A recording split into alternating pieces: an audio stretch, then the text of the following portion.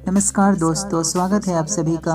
दोस्तों, मेरी कहानी अगर पसंद आए तो प्लीज़ मेरे चैनल को सब्सक्राइब जरूर करना। एक समय की बात है, राहुल और सुरेश नाम के दो दोस्त थे। राहुल बहुत ही गरीब परिवार से था। उसके घर में खाने को भी ज़्यादा पैसे नहीं रहते। उसके पिताजी मजदूरी मेहनत करके 2 वक्त की रोटियां कमाते थे। वहीं सुरेश के घर में बहुत पैसा था। उसके पापा एक ऊंचे अधिकारी थे।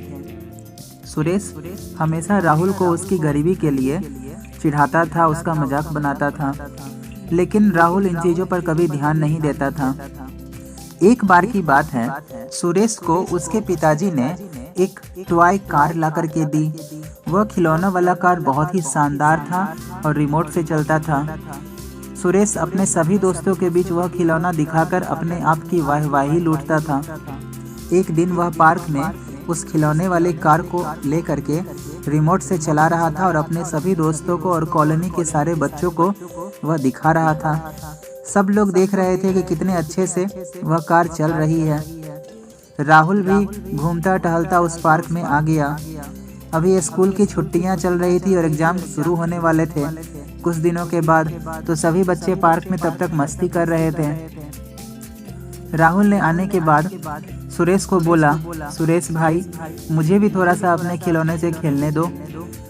तब सुरेश ने कहा, तेरी औकात नहीं है इस कार को चलाने की। तू जा करके कोई टूटी फूटी साइकिल चला, क्योंकि यह कार बहुत महंगी है। अगर तू हाथ लगाएगा तो हो सकता है यह कार भी मैली हो जाए।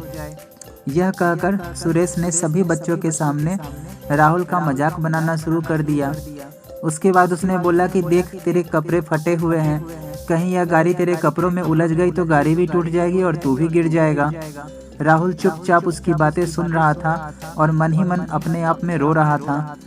उसकी जब बेइज्जती सुरेश ने बहुत ज़्यादा कर ली और वह अपने दोस्तों के साथ हंसने लगा, तब राहुल का दिल टूट गया। वह वापस अपने घर आ गया और रोने लगा।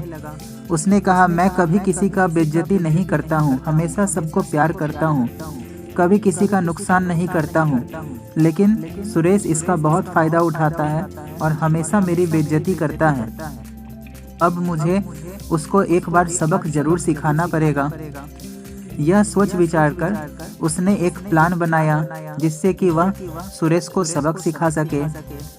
इसके बाद जब परीक्षा शुरू होने वाली होती है कुछ दिनों के बाद, तब सुरेश के पास राहुल जाता है और राहुल से पूछता है, सुरेश, अरे तुम इतने दिनों से कहाँ थे?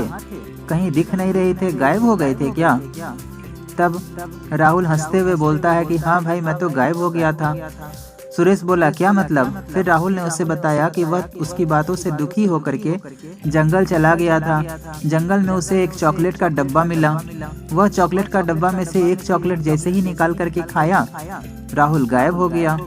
सुरेश बोला, क्या बोलते हो, ऐसा कभी होता है? फिर उसने कहा कि अगर ऐसा नहीं होता तो तुम मुझे इतने दिनों से देख कहाँ रहे थे?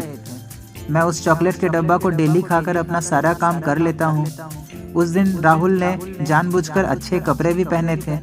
अब सुरेश को यकीन हो गया कि वह सही में गायब हो जाता है। उसने राहुल से बोला कि राहुल भाई, वो चॉकलेट मुझे भी दो, मुझे भी खाना है। फिर राहुल ने हंसते हुए मना कर दिया, मैं तुम्हें चॉकलेट दूं? क्यों दूं मैं तुम्हें चॉकलेट? तुमने सब बच्चों के सामने मेरा मजाक उड़ाया था, मुझे अपने खिलौने वाली गाड़ी भी नहीं दी थी खेलने के लिए। सुरेश सब बच्चों के सामने बोलता है, नहीं मैं तुम्हें दूंगा, चॉकलेट वाली बात मुझे बताई हो, मुझे चॉकलेट भी दे दो, मैं तुम्हें अपने खिलौने वाली गाड़ी भी दूंगा। राहुल बोला, तुम चाहे कुछ भी कर लो, मैं तुम्हें नहीं दूंगा चॉकलेट। इतना कहकर वह जाने लगा। सुरेश ने सब बच्चों के सामने अब नाक रगड़े, लेकिन राहुल ने एक न सुनी और वह अपने घर आ गया। अब सुरेश सोच रहा था कि उसे परीक्षा में हमेशा कम नंबर आते हैं, जिसके कारण उसके मम्मी पापा उससे बहुत गुस्सा करते हैं, उसे टीचर बहुत डांटते हैं। इस बार उसे नंबर लाना है। फिर उसके दिमाग में एक विचार आया। उसने सोचा कि 2 दिनों के बाद जब परीक्षा होने वाली है, उस परीक्षा में वह नंबर 1 आएगा, क्योंकि वह सारे क्वेश्चन पेपर पहले ही जाकर टीचर के यहाँ से देख लेगा और इसके लिए गायब होने के लिए वह राहुल के चॉकलेट का इस्तेमाल करेगा। उसने पता चल गया कि स्टाफ रूम में कहाँ पर क्वेश्चन पेपर रखे हुए हैं। सारे टीचर्स जहाँ बैठते हैं लेकिन उसने सोचा कि अगर वह गायब हो जाए तो वह आसानी से जाकर उन सारे क्वेश्चन पेपर्स को देख सकता है। इसके बाद वह रात में राहुल के घर जाने का फैसला किया।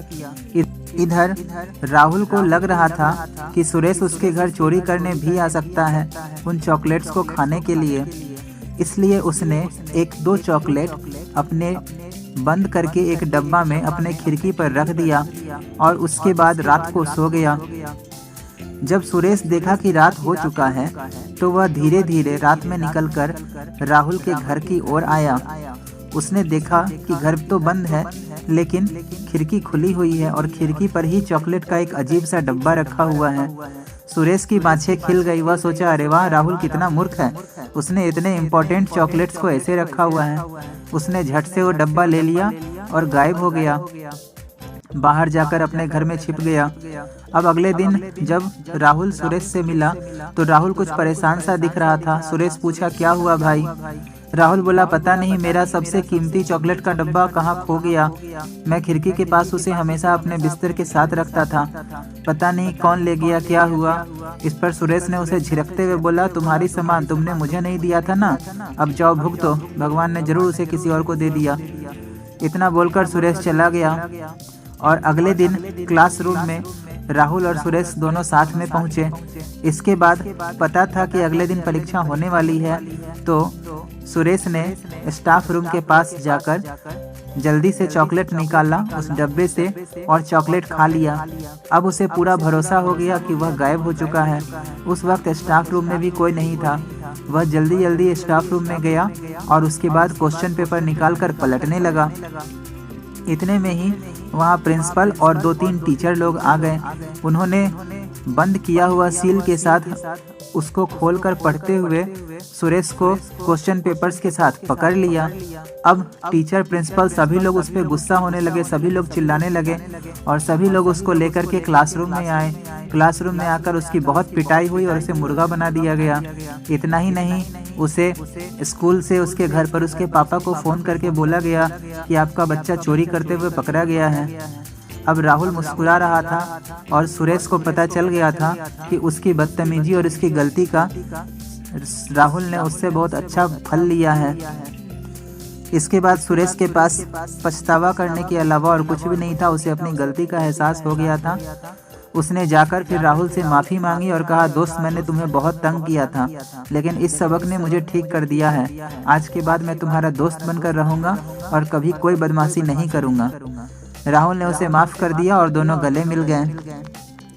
दोस्तों, मेरी कहानी अगर पसंद आई होगी तो प्लीज़ मेरे चैनल को सब्सक्राइब जरूर करना और वीडियो को लाइक करना। धन्यवाद।